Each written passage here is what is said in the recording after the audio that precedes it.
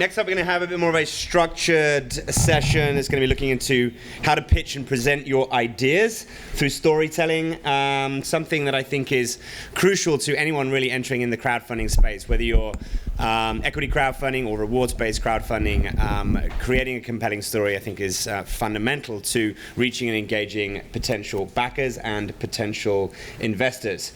So joining us on this session, we're actually going to be welcoming back Chance Barnett, CEO of Crowdfunder. Join the stage, Chance. Let's give everyone a round of applause. We got to sort of introduce some TV-style introductions here. Joining Chance, we also have a good friend of mine, Steve Rosenbaum from Magnify. Steve, welcome. Kelly Keenan from Trumpor. Join us. Thank you, Kelly. And we've obviously also heard from Jessica as well. So Chance, take it away. We'll take it away. Great. So I'm going to spend a couple minutes just setting the tone for this discussion among our esteemed panelists.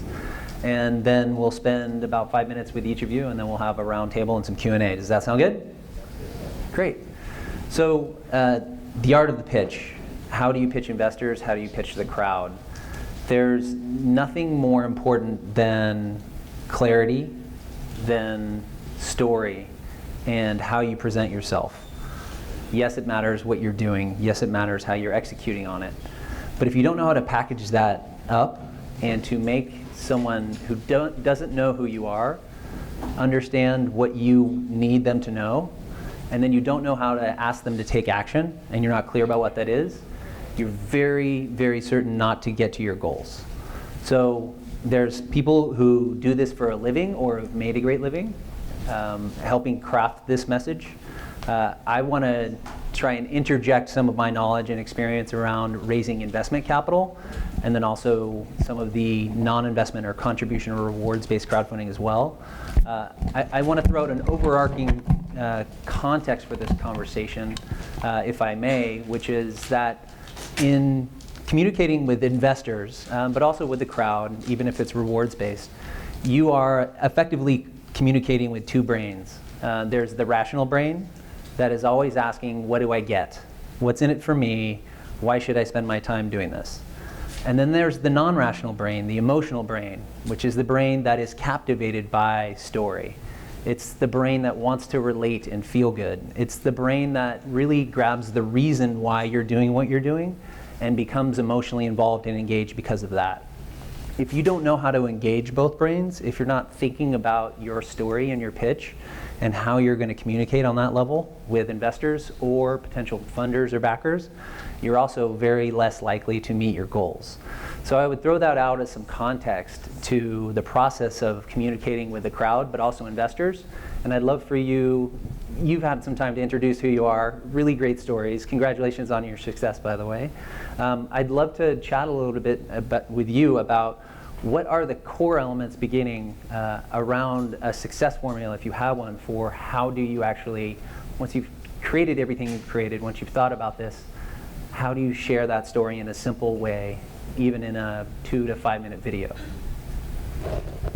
I think for me, it always was very critical for me to know who my audience was and what exactly was drawing them to us, but also to know what was our biggest selling point regardless of who we're speaking to. And so it was very early on, I knew, it's beyond the fact that there's sports interrelated in this, and yes, there's tech. This is truly and ultimately a story about a social cause, and a story about how pulling people into a social cause in an entirely different way. And so when you're speaking to someone who's just very tied to that mission and very tied to that whole idea, then it's about making them feel as if they can easily get involved and be part of the game, so to speak. So showing them, honestly, that 60-second video where Bill just kind of goes on his own, that worked. But if you aren't lucky enough to have that, oftentimes it was just first bringing the ball and not even telling them what it was. Showing them and just playing it around, knowing that they're interested, and then bringing that, then showing them that it's actually something that's more than that. Showing them images of where we've worked and the actual proof of the influence there makes sense. When it was a pure investor who's really more interested in the business, it's about coming out first and immediately and saying, listen, we're a social business first and foremost, which means that there's going to be things that they're going to seem a little bit wonky to you. If that's not what makes sense to you, step away now and that's fine. There's no point in me trying to convince you that this is anything other than a social impact business. But once we've gotten over that hump, then it's about showing them how viable social impact businesses are and really owning something that's undeniable about us. So those are really great points. If I could paraphrase, you're really acknowledging the power of social proof. Not many people can get Bill Clinton playing with their product in order to have him effectively pitching it, because that's what's going on there. You couldn't buy that, literally, which is amazing. Then really knowing your audience, which I think is so important, and then spending your time only focused on your message for them, not everyone, which is a really common marketing mistake or message mistake a lot of people make. And then I like that okay, so how am I going to communicate the value to those investors once I have them in the door? How much refinement, how much time went into getting this right, rather than people seeing your shiny end product and going, wow, you're just great at this? Or are you just great at it? No, there were a lot of, I think I would say, soft meetings with investors where I would listen to their questions and take them very seriously. And you really have to go through the motions and do those however number of times you need to do them until you start hearing the same thing over and over, so that you can, and it's proving whether this is anecdotal, this one individual, this is actually something where there's a hole in your business model or something that doesn't make sense. And then you start to realize, based on the way they respond, okay, investors like you are the ones who I'm looking for. You get this, or this is what I need to refine in terms of the way that I'm explaining how this makes sense for them and what matters. But I think ultimately what I realize is that when I show my passion, that's very clear. And I also show my commitment to the fact that while there are some holes in the way things could work, I'm very much ready to make sure that we get to the solution. That's what they're looking for. A lot of times investors are investing in the person, so they have to look at you and also believe that they can trust you, that you're going to make this work and you're not going to sleep until it does. That last point is so important. If I can draw from my personal experience that relates to that, I was talking to an existing investor of mine who, in fairness to them, they just ask really tough questions. But sometimes I feel as the entrepreneur, I'm like, you're going to nag me again? And I actually was in a fairly candid, really transparent state talking about the challenges on a recent 30-minute phone call with this investor. And after going on for 20 of the 30 minutes, suddenly I had an investor who was calm, who said, I've never heard such clarity from you. And all I did was talk about the challenges that I was facing and how I didn't know the answers. And that was so counterintuitive to me. And I'm not suggesting that that's your pitch, by the way. But I'm suggesting that there's something counterintuitive and transformative to the entrepreneur that shows up and does have a great story, does know what you're doing, and then you really have thought about the things that you don't know.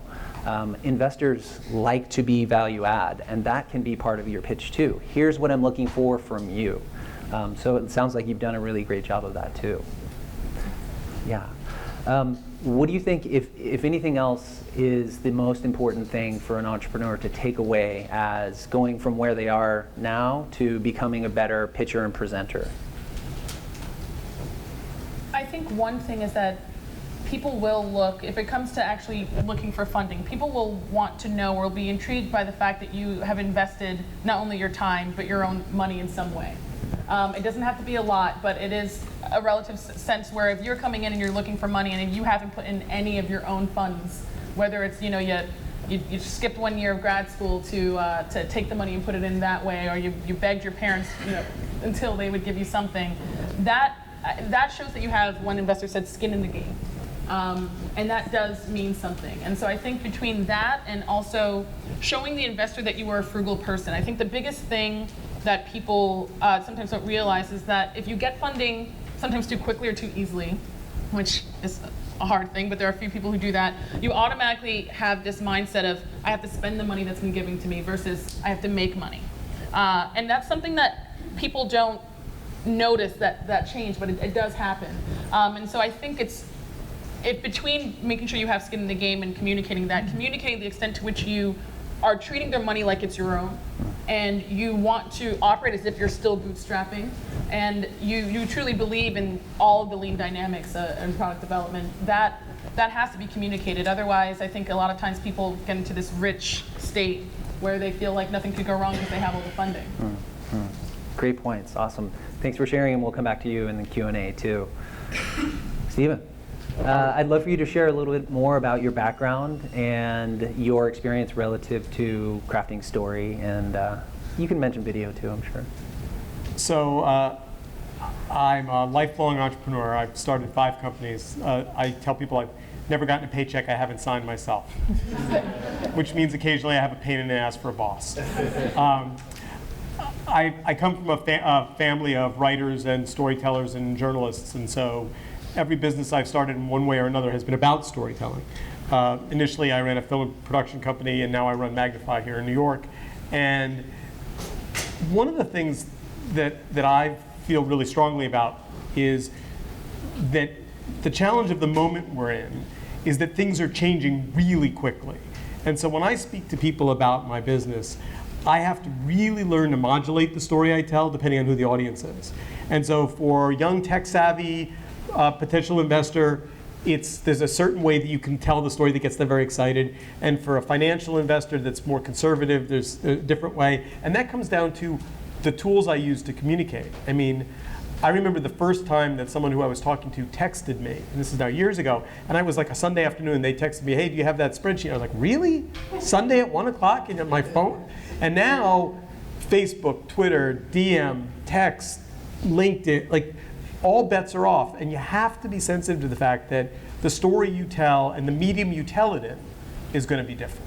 So, best way to describe that, when it became clear to me that Magnify needed to have its story told broadly, and that I couldn't get $1 million from my board to spend on a marketing budget, I used my family skills and wrote a book. And the book is called Curation Nation, and it's not about Magnify, but it is. And I was quite careful because I wanted to be, if you're going to ask someone to spell 1995 on a hardcover, they're not going to do that to read a book about your company. But I wanted to set a larger context about video and curation and where I thought the market was going. And what I didn't know about writing that book was how much it would invite me into a whole broader world of storytelling about the space I'm in. It's actually been a very freeing and exciting experience. So one of the things that I would encourage a lot of you to think about is to look in the mirror and think about the thing that you do best, the thing you're most comfortable doing to tell a story. And we're all different, right? Some of us are public speakers, some of us are writers, some of us are bloggers, some of us are video people, some of us are one-on-one, some of us want to do lunches or play golf, whatever it is. I don't play golf. But figure out what the voice is that you speak in that feels most personal to you and use it. And for me, it's turned out to be writing. And I've ended up writing a lot. So I now write for Forbes, and I write for Fast Company, and I write for Huffington Post. And again, if you read my blog, none of it is explicitly about the company that I run. But if you now put 2 and 2 together, you'll figure out that there's a through line that I am trying to get people turned on to this idea that video is nowhere near where it's going to be. And we can talk some more about that, because I think videos, we're just at the tipping point of where video is starting to get interesting. Great insights. I definitely want to come back to video as a medium. It's fascinating to think about the web was pretty static only 6-7 years ago, and how much we've had to adapt, and we're not even understanding the implications of that. And then even for crazier context, now we have the lift on the ban of general solicitation, where in the near future, entrepreneurs will be asking for money on camera. A couple of things I want to say is, can you give us some of your essence, your approach that you've mastered over time, and I'll suggest your mastery because I believe in it. What's your approach to telling a great story? What are the elements of that you could break down for an entrepreneur thinking about their pitch? So keep in mind we're all different, but here's what works for me. I always want to leave people with something personal. I'm allergic to what I call Me Too pitches. We're just like Tumblr, only for video. We're not, by the way. Nothing like that. But I hear that a lot from entrepreneurs. We're just like something but something, and that's a very Hollywood trick, right? It's a movie like this, but with and I resist that at every turn. I want people to invest in me because my vision is unique and powerful and passionate and personal. And So, just by way of example, right? So you're going to be here all day, and you're going to hear lots of people on stage, and you're going to meet a lot of people. And I only want you to remember 2 things about me. 1, my Twitter handle is @Magnify. And 2, today's my birthday.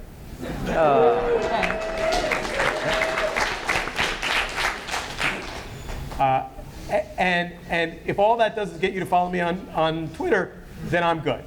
Because I use Twitter very carefully, and I try and, again, talk about the video space broadly and talk about our company carefully. But being personal and being willing to expose yourself and tell people about your upbringing or what turns you on or what makes you excited or what in your background makes this business important for you. And for example, you did that wonderfully. I mean, the reason I wanted to touch the ball when I sat down was because I imagined it was going to be heavy. Yeah, when I saw those, right? And so I wanted to make sure it felt like a soccer ball. And the minute it did, I was cool. So personal, unique, passionate. But here's the thing that I think is a hard thing to hear, but it's something really important I want to leave you with.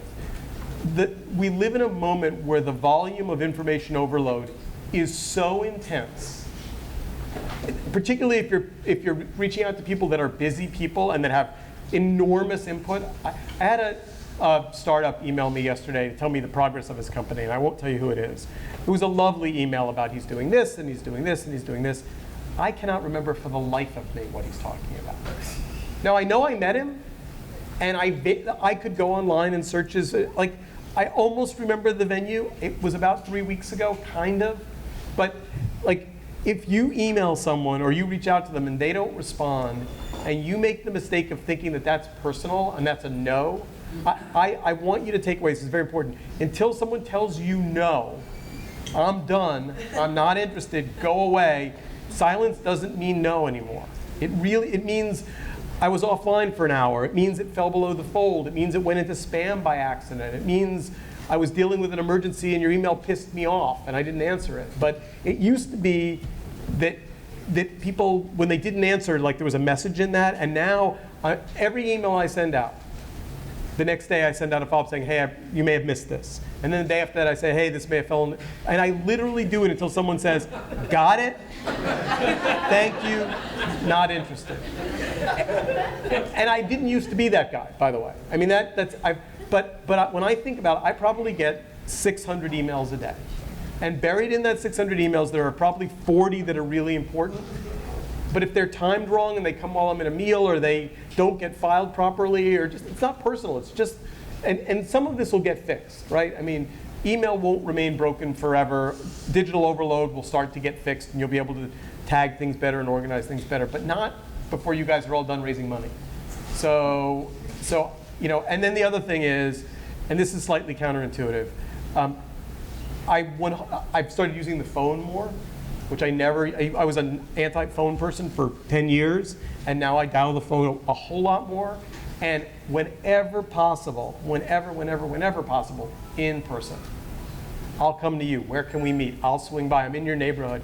I mean, I was on the phone with someone the other day, and they said, oh, it'd be great if we could get together. I said, I'm going to be out west next week. Total bullshit. I'm going to be out west next week because you're out west and I need to see you.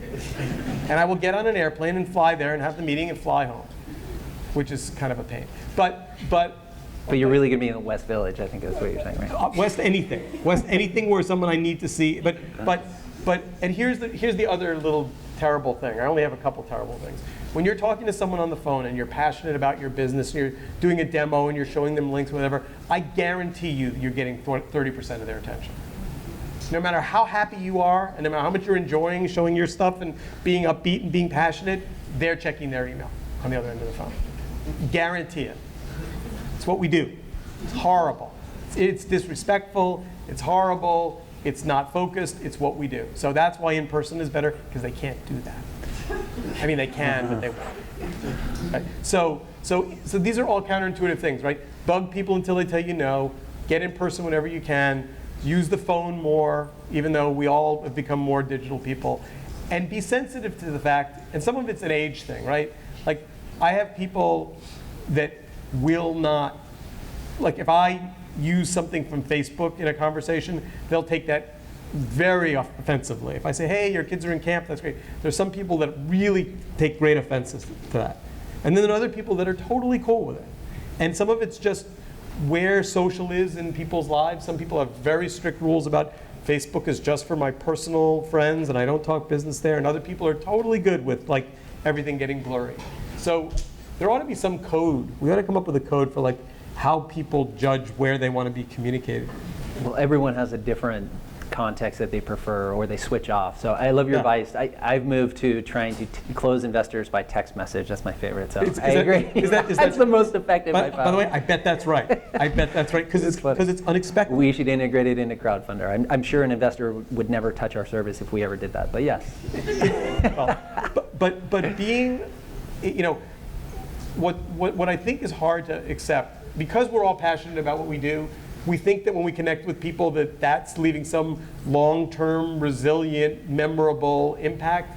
And often, even if you have a great interaction, 2 weeks go by and people say, hey, just checking in. And I'm like, I can't remember for the life of me what you're checking in about. Like, and it makes me feel bad. Like, I don't want to be disconnected like that.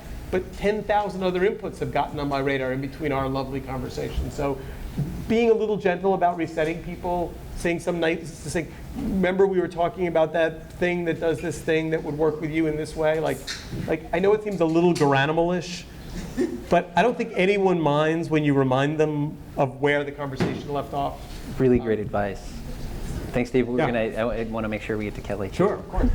So Kelly, tell us a little bit about your background, about CJ Invest, and then let's have a discussion about pitching investors. Sure. Thank you for having me. CJ Invest came about because my background was originally in politics, and I was a lobbyist for the National Association of Women Business Owners, and then I helped co-found Running Start, which grew out of WOOFPAC, the Women Under 40 Political Action Committee. We were invested in trying to get women under 40, nonpartisan, to run for office, and the problem was they weren't doing it.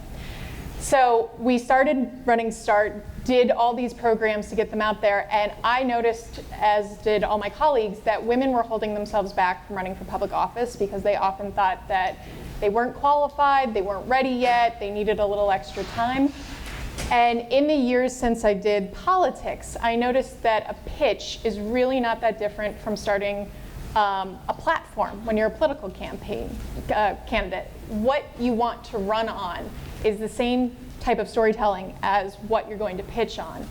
CJ Invest is about advocating for women to find the confidence to actually start businesses that might otherwise remain hobbies, or the things that they tell their friends about that they're kind of good at and they pull out for holidays and family occasions, but they don't take it seriously enough to say, hey, here's a business plan, here's a model of how to do this. So my first hope is that I can convince more women to take a stab at being business owners. And my second goal is to try to find investors for those women who are small scale. You know, they're not going to appeal to VCs necessarily. They may be in that middle category, or they're seed money people. But crowdfunding to me is the perfect way for them to find that. But they need to be able to tell their story. They have to be able to articulate why it's important to them. And that's a very personal message. So I'm also a writer, and I think writing is one of the best ways to learn how to get a point across in any medium. You know, it's the one industry too where you're not guaranteed that you're going to get a paycheck just because you did something. So it's very much like the entrepreneurial world, where it's like you're going and you're pitching constantly to people who may or may not accept your work. And the key to being successful in both business and writing is being very clear in your message. Great point. So in my understanding, I've looked at the stats a bit, women receive around 4 to 5% of all more professional capital, which is crazy. But then if you also chunk it down and you look at it, women oftentimes aren't looking to do a venture-backed company. They want something wholly owned that they feel good about, and they touch everyone in that business rather than how can I take over the world. And then, so I think that's part of that, but certainly there's a structural issue there. Definitely. What is your experience with helping women become more comfortable pitching, and what do you recommend to them, and what's good advice for them? Recently, Stanford just did a study about how it's more effective when you go into any type of interview situation, and I extend this to a pitch, if you talk about the future relationship you will have with the person on the other end of the table, too often people go into pitches and they're talking about how qualified they are and what they did in their past. I liken this to going out on a first date with somebody and laying out your entire relationship history and saying, this is who I dated, this is what we did, this is why we broke up, but they said I was really great at this and not so great at that. They don't want to hear that. They just want to have like salad with you, and they want to see what you might have. And you have to be talking about, here's what I see that we have in common. Here's our goals together. Eventually, whether it's a personal relationship or a business, they're going to care what your past is about. But women especially, I think, lead with this sense of, I'm certified. I sometimes think that women, if they could, would offer a warranty with their resume. If you're not satisfied with my resume, I will find someone who will tell you it's worth taking.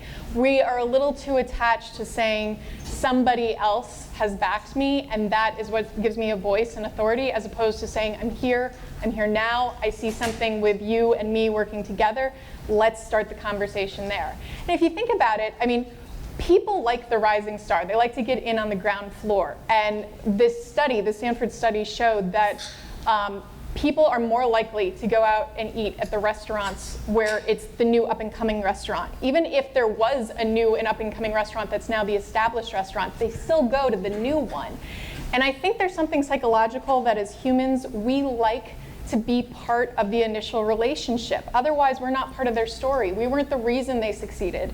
But you go to the new and up-and-coming restaurant, or you support the emerging artist, and when they make it, even if they never say it out loud, you know you were part of their success. And I think that's across the board what everybody wants to be a part of. They want to know they're integral in your story. So to get them to understand that, you have to tell them the story of why your relationship matters now and what it will become in the future, and what both of you could put to the side and risk losing if you don't go forward with it. Painting that picture is so much more effective than saying, I've got this qualification, look at everything in my past. They'll ignore that, but they will hear, their ego will hear, this person cares about me, this person wants to work with me, I want to see where the story goes. That's just a good story, it's a good novel, it's a good movie, it's why we all pay attention. Great advice. So jumping off on that and into the group discussion, and then I'd love for us to take some questions, because I'd love to hear from entrepreneurs and what questions they have for you guys. What are the biggest challenges? Where do you see entrepreneurs fail the most? And I'll throw out one of those areas, I think, which is, okay, some of them can build that relationship or craft the message. They're terrible at, okay, now I have to drift this over to asking for money. How do you help people think about that? How do you craft that? What's your experience? Where are the stumbling points? We'll start first. Sure. I think it's really important to be direct. So I think it depends on, everyone has a different style, and it's really important to understand that, as you were saying, you know, people are kind of half paying attention to you.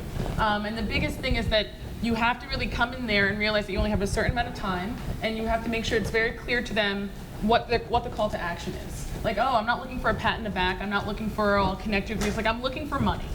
This is the way you love what I'm doing? You can really show your support by giving me money. You know, like that's, make it sound so easy. I love it. But I mean, and that's kind of what it is. I mean, you have to, you know, I always laugh. I think what it comes down to being an entrepreneur is that you're a hustler, and not in the negative terms, but in the terms it's like you're going to do what you need to do to get where you want to be. And whether you're 50 Cent or you're Bill Gates, I'm sure that their personality track records are probably similar in what they've accomplished. And for me, it's been very much coming in and saying, you know, I'd like to show you what we do.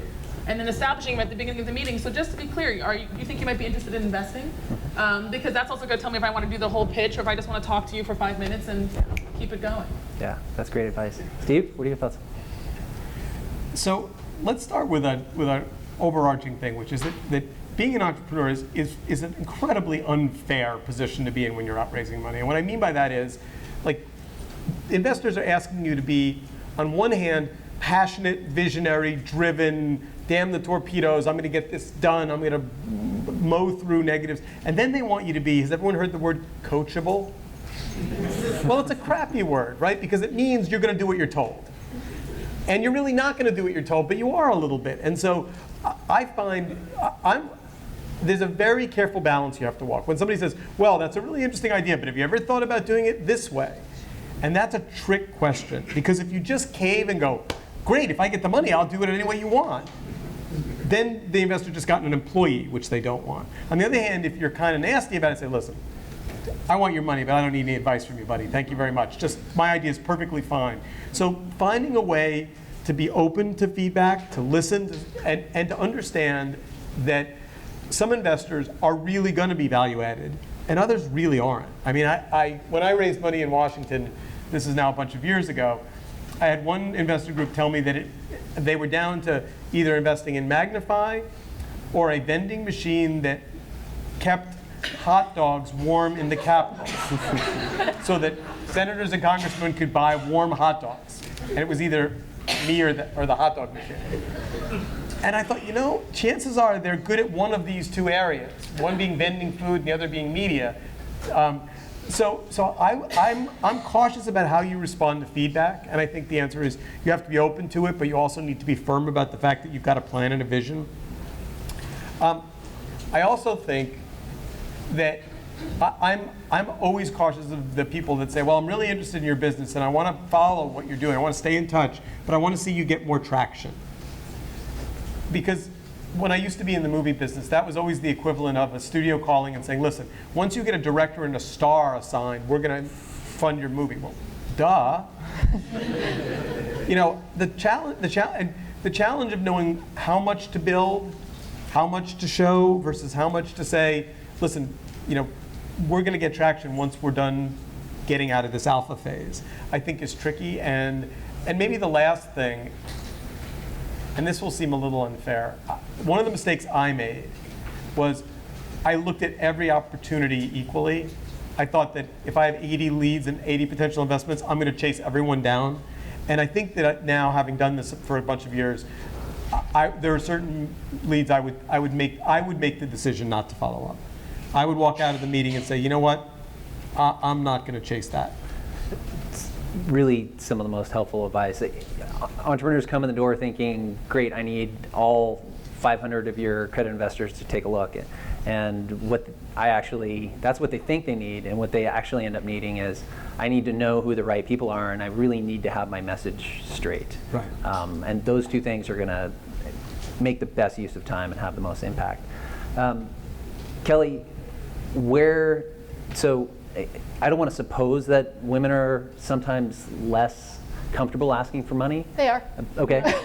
Yeah. They are, absolutely. No, and actually I was going to say, this can apply to anyone out there, but for women, the fact that you're not asking, if you ask, that's your advantage. There are firms out there that want women. They want to be able to say, we're funding women. And the problem is they can't make you do it. You have to articulate it for yourself. And they're also, women, you may have run across this too, women are like, if at the first sign of, well, we're not sure, okay, I'm so sorry I asked, never mind, they just run out the door. And to Steve's point, when I was in politics, one of my colleagues, a woman who worked on Hillary Clinton's campaign, she said that they had a motto, which is, you don't wait for the first FU, you don't wait for the second FU, you wait for the third FU before you write somebody off. And I mean, as a woman, it's like, oh my goodness, someone said F you to me? Like, that would just be horrifying. It's like, no. You stay in the game until they absolutely tell you, in vulgar terms, drop dead 3 times. That's hard for women to do. But we really should, because it's like, really, it's just words. As you've heard, not many people have the memory capability to even know who you are 2 weeks after you met them. Do you really think that they're going to sit around going, oh, that woman who came in, it's like, no, they're just not going to remember you. So your reputation isn't on the line, really. Most women, when they come with a pitch, they are so well prepared. They actually think that they're not, but the way they march out statistics, the way they sit with the books, the way they ask 20 different experts before they even mention it to people, they've got it down pat, and they're the only people not giving themselves the credit. So ask. I mean, if you're a woman, ask for the money. I swear more doors will open just because you're present and you're doing it. That's great. Let's take some questions, especially from entrepreneurs who are looking to raise money, but we'll take questions from other people too. You were first. Mike, please. Thank you. Mike. Yeah. I was interested that in all of your discussions about pitch and pitching, I didn't hear the phrase value proposition. And maybe it's because of the kinds of businesses that you're in. But typically, you know, when I counsel entrepreneurs and people who are going out looking for money and having their first meeting with a potential investor, I usually tell them that they've got to get their value proposition out and on the table within the first, like, 30 seconds to a minute. And I was wondering if that's wrong advice. I personally think it's great advice on it, and I'd love the panel to hear. Look, there's been this formula, which is generally 10 slides, 10 minutes per slide.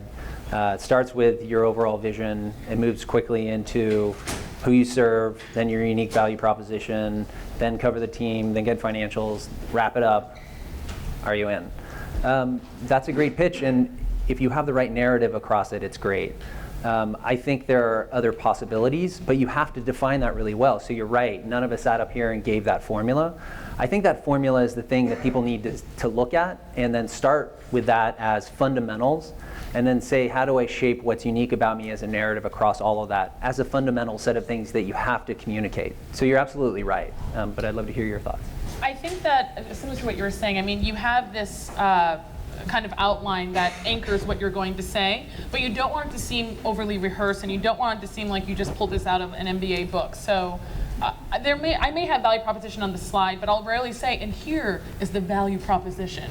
I'll probably, for me, I think the first thing is I have to make sure the person sitting across from me trusts me and trusts what I'm saying. And so for me, it's this interesting balance of jumping in, and it's interesting actually compared to what you guys were saying, because on one hand, you want to jump in and just say, you know, this is why you should listen to me, but you can tell that they walk in, they're like, so I'm looking at a 25-year-old black girl. I'm assuming X, Y, and Z about you immediately. So I have to immediately be like, this is why you should recognize that I'm here to really be serious here. This is why you need to understand where I'm coming from and what the story is. And then once I know that they're actually listening to what I'm saying and taking value in that, then I start saying that. And so all of that happens within a minute of introduction, whatever I feel they need to know to take me seriously, and then jumping in with whatever I feel they need to frame what I'm doing properly. And so it depends on how, I think very much it depends on how complex your business is. For some people I know who are in the like data mining business and things like that, honestly what they're doing is so complex that before they even get to the value proposition, they need to start piecing out different parts that the investor can latch onto and actually understand and have some sort of connection to before they can go into the value proposition. Could we get another question? Sure. Go ahead. My name's Clive Henry. I think we're getting some really good advice here about how to approach investors and pitch and be persistent. When I think about crowdfunding, I think about the virtual pitch, meaning you're usually pitching with a website, oftentimes a video. So I'd like to hear some of the panelists' feedback on how much that pitch is and how much that video is an actual pitch and what needs to happen with that video to make it effective. I think I've studied a lot of successful campaigns, and I think the video is really important. It's a very capsulized story of what the whole product is. Jessica's was wonderful. You know, I mean, and it has to be something that kind of moves the audience. If it's just informational, it just falls flat. But Jessica's The Thinks campaign, I actually profiled them on CJ Invest. You know, these are people who came at you with like a product that it was like, that's an amazing product. I want that product. I'd buy that product. And then you're like, and then they're doing this amazing social impact thing. It's like, of course I want to support this. It grabs the people who are watching. So the video, I believe, is a really important part. I think there's also other assets that are hugely influential that aren't the video pitch. And those are the social proof elements, which you talked about. So if you have a list of your investors and advisors, that's inherent credibility if someone who's looking at your company sees them and knows one of those people. You couldn't do that yourself in your pitch. Just like she couldn't explain to you that Bill Clinton said something about it once. Him with it in his hand pointing at it and mentioning it, gold. So crowdfunding inherently, especially around investment, has these social proof levers around it, but there's also the actual story. So Steve, I want you to jump in here a little too. So here's what's funny about video. The tools to make beautiful video have gotten way cheaper super fast. So, now I'm shocked at the number of things that I used to think of as being kind of casually produced that now have beautiful depth of field and beautiful color, and the audio is good, and but it's not easy and it's not quick. So I think it's a mistake to make video haphazardly or kind of like on your phone and throw it up and think that because it's authentic that somehow it doesn't have to be beautiful. I mean, the bar has been raised in the last 2 years. It says a lot. I mean, your video was a great example of that. You want it to be not so slick that it feels like it was done by an ad agency, but not so amateurish that it feels like it was done haphazardly. And it really does need to communicate. And part of it has to do with, I mean, just as an example, I mean, I've run 4 video companies, and I'm a video guy, and I do a lot of public speaking. And making videos is still hard for me. Like, it takes time and lighting, getting it right, and getting the vibe right, and feeling like it tells our story the right way. So I wouldn't cut corners on it. I don't mean that in terms of dollars, but more in terms of effort and heart. If I could just jump in really quickly on that too. So the video that you guys saw, my sister made. She's a film student at Columbia, and she, I got her and I was like, oh, please sis, help me out with this, put it together, and I thought she did an amazing job. Come to schools like here, New School, go around and get student filmmakers to do it, because it does need to have that perfect balance. And filmmaking is very hard, but it's the one thing that, because of the way social media is set up, you can compete with the biggest companies because you are able to tell your story through film. Whenever we have an idea now, if I'm afraid Nike's gonna steal it, I'm like, make a video, and put it out there so that I can be like, oh, Nike, look, we posted this video on YouTube like 3 months ago. You're such like stealers, But that, like, you have to be able to, that's the only thing, because they have their marketing budget, but, I have Final Cut Pro, so.